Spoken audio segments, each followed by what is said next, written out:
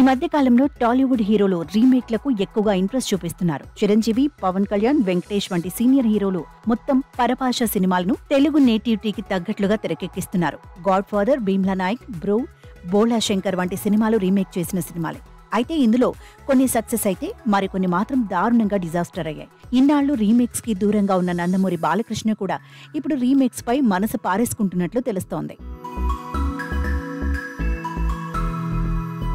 గత 20 ఏళ్ల వ్యవధిలో ఆయన చేసిన రీమేక్ సినిమా ఒక్కటి మాత్రమే. 2004లో వచ్చిన లక్ష్మీ నరసింహ తమిళ బ్లాక్ బస్టర్ సామికి రీమేక్. మళ్లీ ఆయన రీమేక్ల జోలికే వెళ్లలేదు. కానీ తాజాగా మరో రీమేక్ పై ఇంట్రెస్ట్ చూపిస్తున్నట్లు తెలుస్తోంది. ఇటీవలి మలయాళంలో సూపర్ హిట్ గా నిలిచిన ఆవేశం మూవీ తెలుగులో రీమేక్ చేయనున్నట్లు తెలుస్తోంది. కేవలం 30 కోట్లతో నిర్మించిన ఈ యాక్షన్ కామెడీ ఫిల్మ్ ప్రపంచవ్యాప్తంగా 150 కోట్లు వసూలు చేసింది.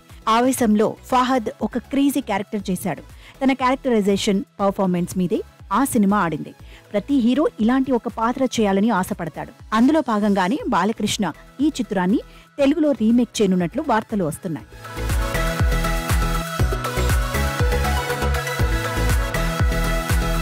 మామూలుగానే రీమేక్లను ఇష్టపడని బాలయ్య తన శైలికి నప్పని ఇలాంటి పాత్రను చేస్తాడు అంటే నమ్మశక్యంగా అనిపించదు. కానీ బాలయ్యతో వరుసగా సినిమాలు ప్రొడ్యూస్ చేస్తున్న మైత్రి మూవీ మేకర్స్ ఈ సినిమా రీమేక్ హక్కులు కొని బాలయ్యతో పునర్నిర్మించడానికి ట్రై చేస్తోందని ప్రస్తుత చర్చలు జరుగుతున్నాయని అంటున్నారు. మరి ఈ వార్తల్లో ఎంత మేర నిజముందో చూడాలి.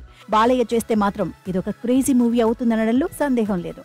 ప్రస్తుతం బాలయ్య బాబీ దర్శకత్వంలో ఓ సినిమా చేస్తున్న విషయం తెలిసిందే.